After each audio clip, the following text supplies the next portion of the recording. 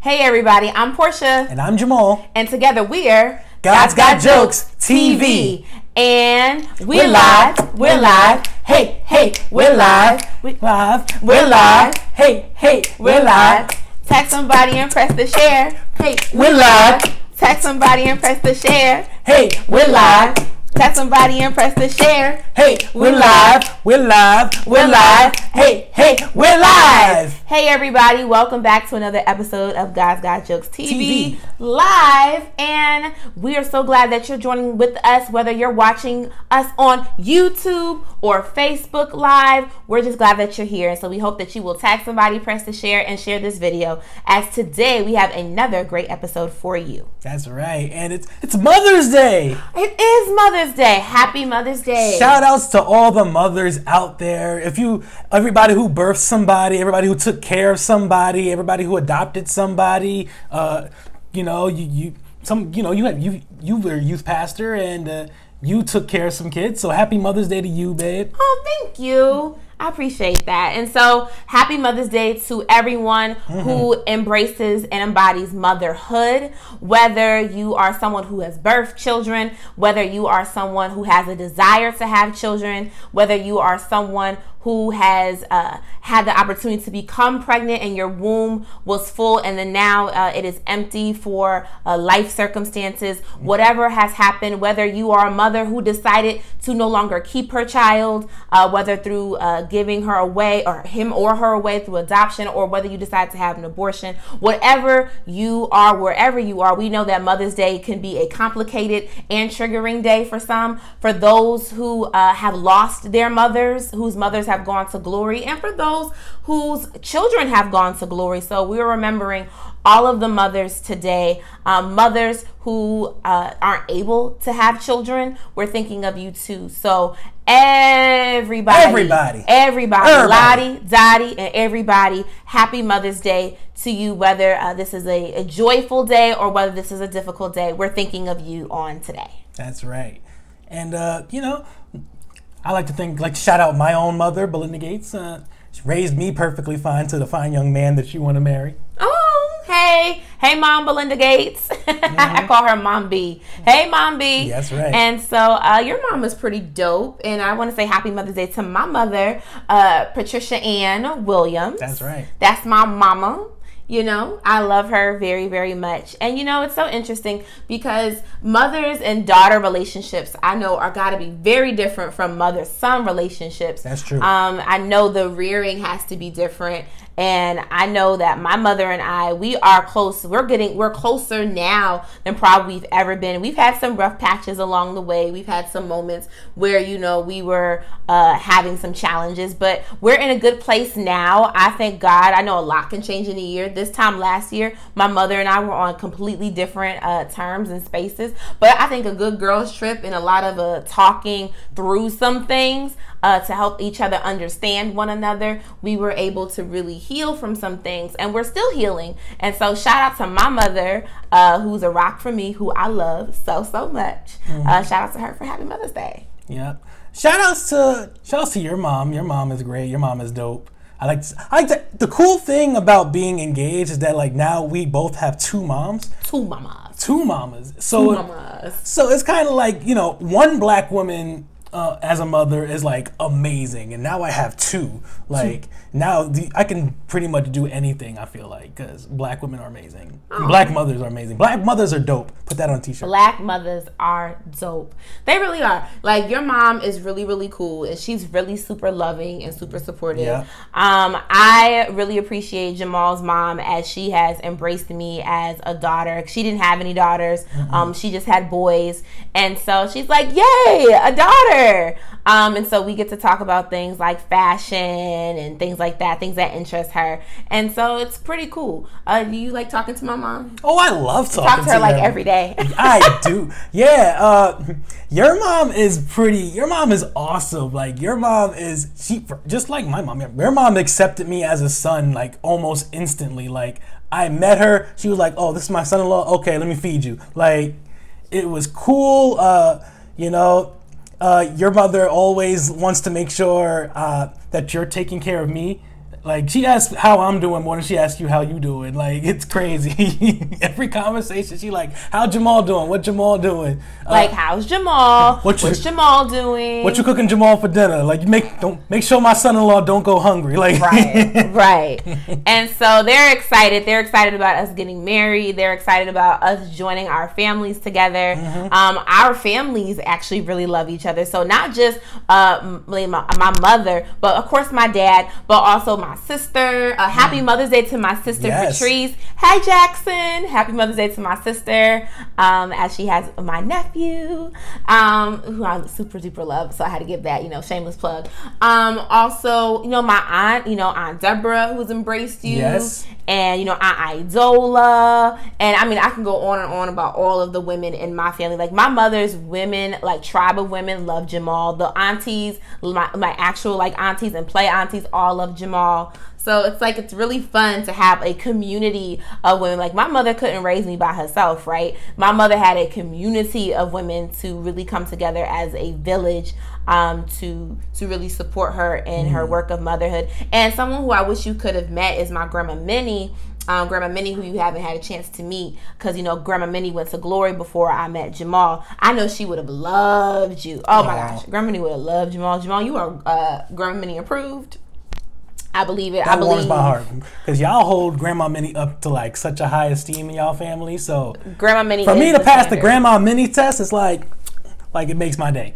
Grandma Minnie is the standard. I just, I love my grandmother, as she is in glory. But I believe her spirit is close and near, because, she's, even though we are, we transition from this life, I do believe that when we are able to call on each other's names, we're still present, we're still alive, we're still in the presence, in the spirit. And so I call my grandmother's name quite often, and so I love her. That's awesome. I wish you could have met my grandmother, Grandma Jean. Yeah, Grandma Jean Gates. Oh my God, she would have loved you, just based off the fact that you're a minister and she was a first lady. My grandfather was a pastor. And, and y'all would have. She's Baptist, you're Baptist. It just would have been like awesome. Grandma would have loved you. I hope so, because I'm a different breed of Baptist. I'm like, I'm me. So I just hope she would have been like, "Where's your hat?" and just different things, because I know your grandmother wore hats. Oh, Grandma she was the queen of hats and fur coats. You couldn't tell that little petite soprano singing lady nothing. She had, oh my God, she had like a fur coat and a hat from a different animal for every day of winter. Like, that's all right. What is one of the best things that you have learned from a woman in your life, whether it be your mom, your grandma, your godmom? What is one of the best things that you have learned from them? The number one thing I've learned from my mother, my mom used to she told me almost every day of my life, like, you don't want to just exist, you want to live. That's good. So never give up on your dreams. Don't stop living. Yep. That's good. That's real good. Yeah, because every day is a new day. Nothing's promised to us. You never know what's gonna happen. Like right now, we're going through all this corona. Like, don't cheat yourself out of living, even in the midst of all of this coronavirus stuff. We're quarantined. That's not an excuse to stop living and stop thriving and to just exist in your own home. Make sure you do something every single day to make sure that you feel alive and that you can be alive and you can, give life to somebody else. Yeah. I think one of the most important things that I've learned from my mom is and my sister too, is they both have modeled this for me, is having a great tribe of women and community and support. I have so many lessons I could say from my mother, but I think the one lesson that I really appreciate from her is the one that she's modeled, and that's about having community. So I've mentioned Aunt Deborah, but there's only so many other women, like my godmother Felicia, my godmother Cindy, like my mother and Miss Angela. Miss Angela, who I love so much. Like, my mother has so many women around her. I could be here all day calling the roll of women. and just modeling, just being able to have and surround yourself with great women. My sister modeled having great girlfriends, and you know, just the tribe of sisters, and even church family, right? Going to church and having women pour into you in mentorship. So like my sister modeled like what it's like to get like a good mentor, and so like shout out to all the women who have been mentors to me.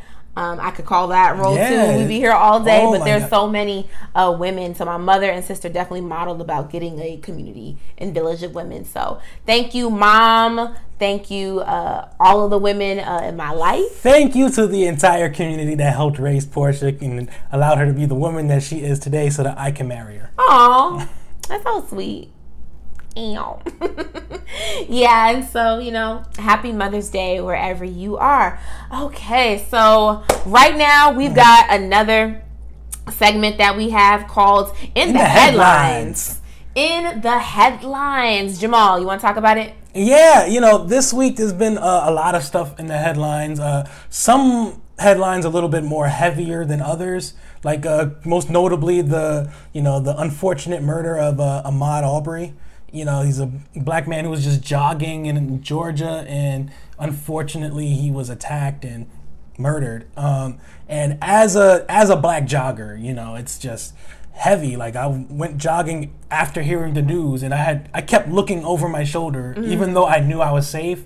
But am I really safe? You know, it's one thing to have to have to social distance, and you have to look over your shoulder to make sure that nobody's getting too close to you so that you don't catch a virus. But then it's a whole other thing when you got to make sure that no one's getting so close to you that they might just want to like beat you up for no reason. But it's crazy because people are in City Hall like protesting their right to like get back to work when you could protest people getting beat up and murdered for absolutely no reason. Like, let's protest the right things. Yeah, you know, it's so crazy to me because the video, I say do not watch the video because I think we've had enough trauma in our community as black people. I don't think we need to put ourselves through that any more than what we've already been through.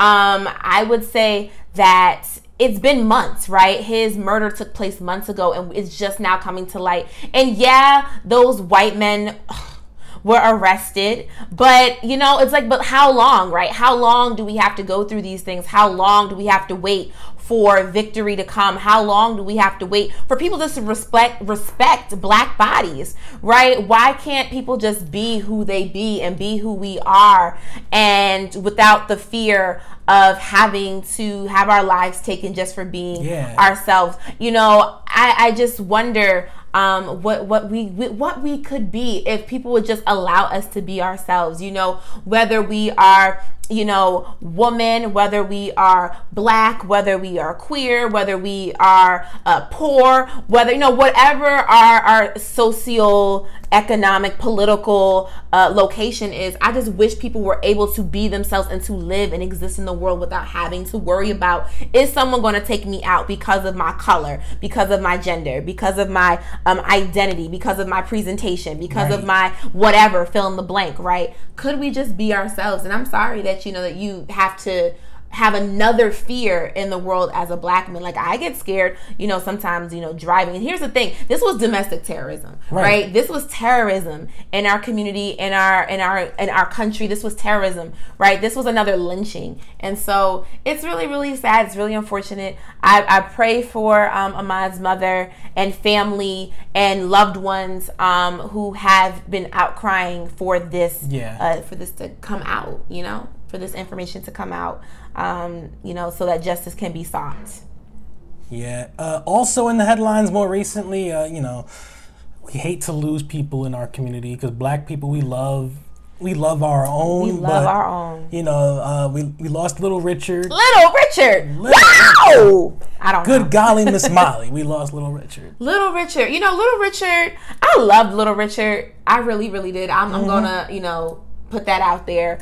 I loved, you know, Tutti Frutti. And all That's a hit. That's a bop. Listen, he called himself the architect of rock and roll, and he ain't wrong, okay? No. Little Richard, I love Little Richard, seeing Little Richard on Sesame Street. Right. Okay? Tell it. seeing Little Richard and all on Full House as he was Denise's uncle. Tell him. Okay, Little Richard was a part of my childhood. I loved Little Richard. Fact. Such a contribution. And me as a nostalgia junkie, let me tell y'all something. Everybody who grew up watching the Magic School Bus, guess who sang the theme song? Little Richard.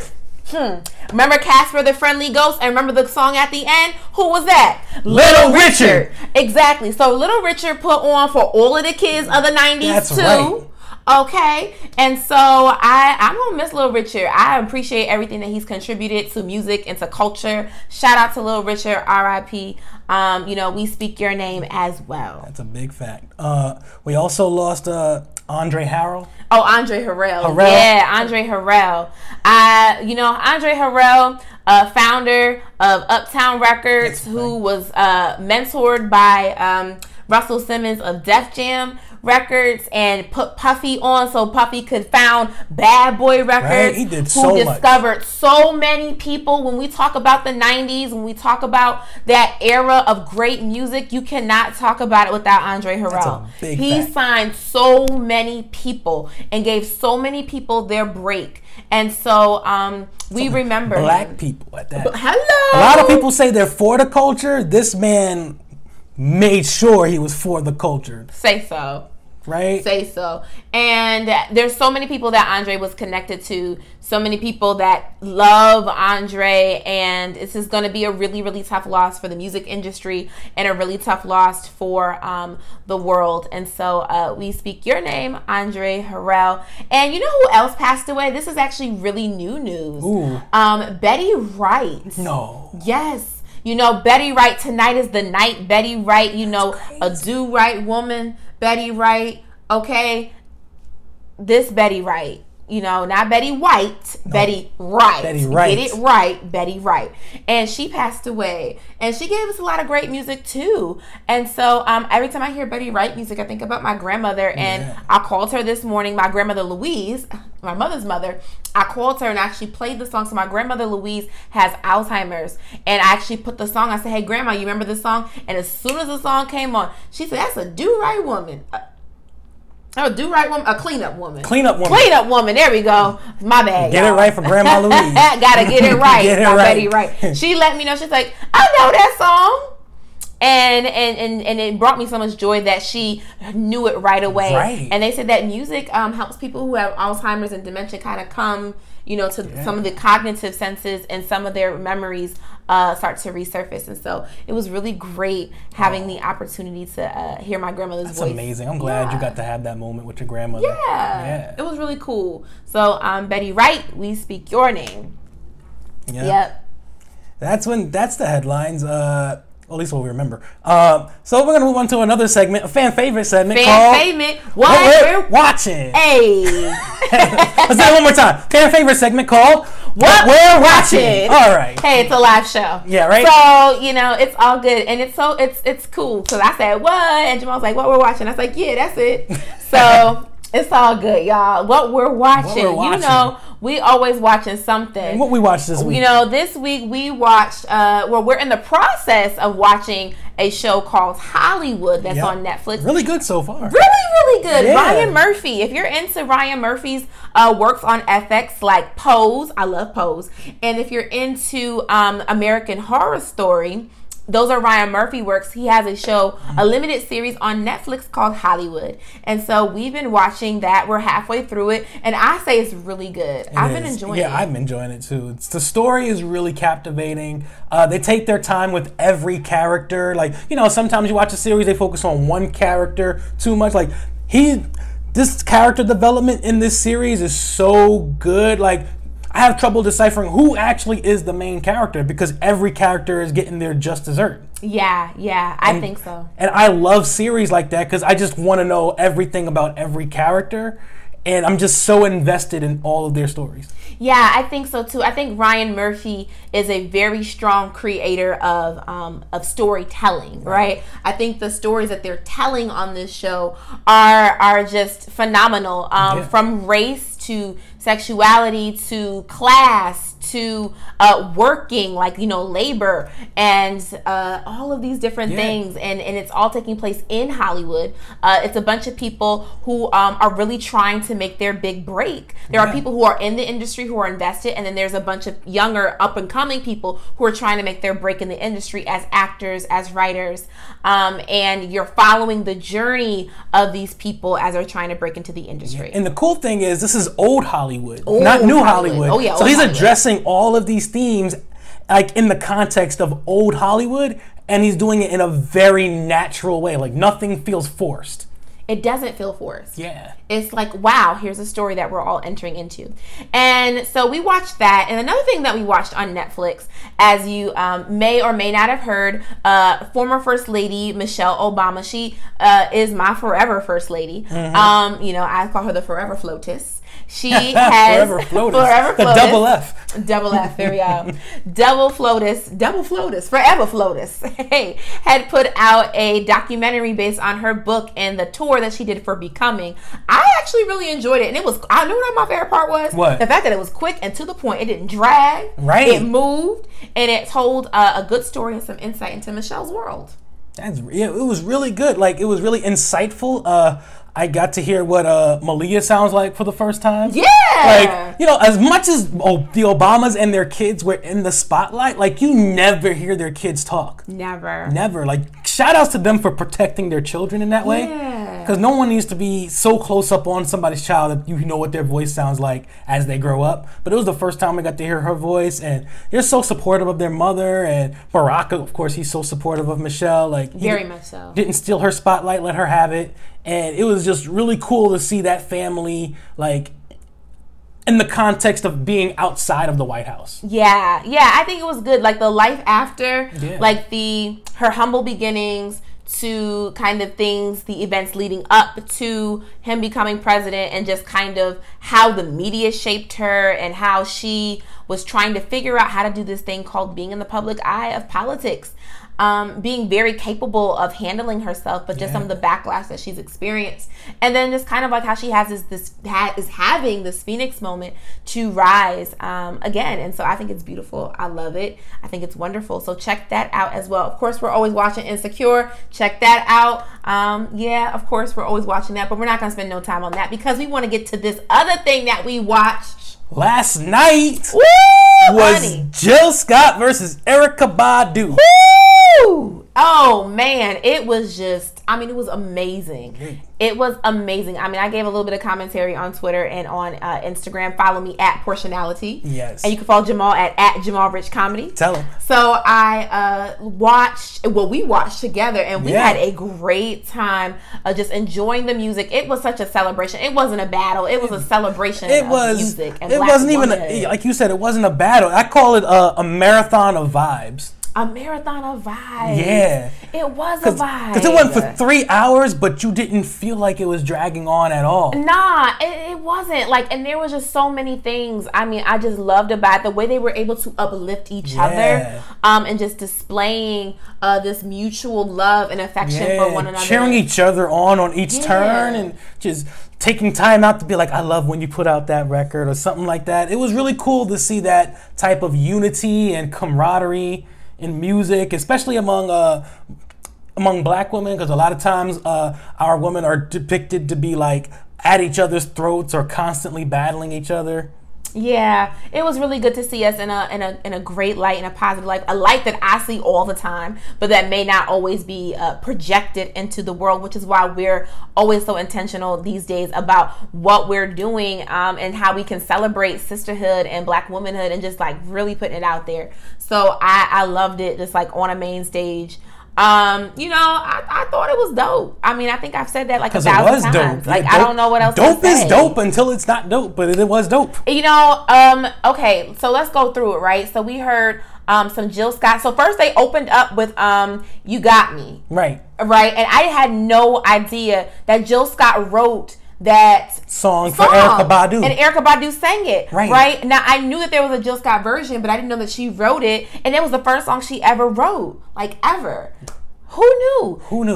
And then they kind of took off from there. Like, Spotify, Tidal, and Apple Music all have the official playlists on it, and so we're not gonna go through the whole playlist because Yeah, there was a moment towards the end I want to shout out. Yeah. Because as viewers, we were all waiting to hear this one Erykah Badu song called Tyrone. Yes. And then like Erykah's iPad or iPhone died, and as soon as she was ready to press play, and Jill Scott was just like, "Nah, we're not letting it end this way." Nope. And she went on her feed and played Tyrone for us. And that just like kind of drives home the point of like the unity and camaraderie and sisterhood of it all. It was beautiful. It was really beautiful because I was like, wow, if that ever happened to me, do I know some sisters who could like cover my back and like not go into a panic, but just step up and get it done, like not have to think twice about it. Right. That's what I'm saying. Like in ministry, that's something that we really always need, is somebody who can step up and not think twice about it. Can you just act in the moment, right? And like not panic, not crises, like just move. And I love that about Jill. She just moved, right? She didn't let the ball drop. She's like, I got you. That's sisterhood right there. And I look back and I think about some women in my life who I know could like really just step up for me in that kind of a moment. So I love that. I love how she did Didn't You Know. I love how Erykah did Apple Tree. That's my favorite song. If you don't want to get down with me, you don't want to pick from my apple tree. I love that. There's so many great songs. The Other Side of the Game. Jill played He Loves Me. That's Lizelle in E flat. Mm-hmm. She did Long Walk. Yes. She played Hate on Me. Did she play Hate on Me? I don't think she did. No, and she didn't do Golden. I'm actually surprised. But she did Bless, and she did the Anthony Hamilton song I really like, and then she did Getting in the Way, the song that I said if a woman ever tried to come back for a man that she used to date that I'm currently dating, we gonna have it out, but I ain't gotta worry about that because Jamal doesn't have too many women in his past, so hallelujah. I don't gotta worry about getting in the way situation. Yep. Clearly this battle was made for Portia. Yes, it was. It was a dedication to Portia. Yes. By way of Erykah Badu and Jill Scott. And there were so many grown women moments. I mean, just so many good grown, like a good grown woman moment was like Crown Royal, when Jill Scott played Crown Royal. I said, hey! Yeah. Grown woman music. Ooh, Portia enjoyed herself. I did. I enjoyed Portia enjoying herself. I got the dancing. I was, getting it. Jamal was like, is that African or is that a praise dance? Like, what you doing? Sometimes you can't tell. Sometimes it's both. I was feeling myself. Know. I enjoyed it. I really did. Like, I really enjoyed myself last night. Because this is Portia's playlist, so... I mean, I have many things on my playlist. Yeah, it's one of her many playlists. It's so funny because my sister is like a Jill Scott stan. My sister can sing down on any Jill Scott song. Mm. But it's really funny? I love singing Erykah Badu songs. Like, I think you know that. Yeah, I know. But I love Erykah Badu. Like I said, there was no winners. We're all winners. So I should say there are no losers here. We're all winners. We shined, and it was bomb. It was really bomb. I'm really proud of what Black women came together to do. And on that note, from being proud of what Black women are capable of doing, let's end right there. And shout out to all the Black women capable of doing and mothering and nurturing all of Black society. Wash your hands, wash your face, cover your face, stay safe. Stay safe, cover your face, all that great stuff. Yeah, shout out to all Black women, all Black women. All. Amen. Shout out to us just doing the daggone thing. And happy Mother's Day. Hope to see y'all again same time next week. We love y'all. Hey. We love y'all. We love y'all. We love y'all. We love y'all. We love y'all. We love y'all. Remember, follow us at God's Got Jokes TV on Instagram. Make sure you stay tuned and subscribe to us on YouTube at God's Got Jokes TV. And love y'all. Love y'all. See y'all next week.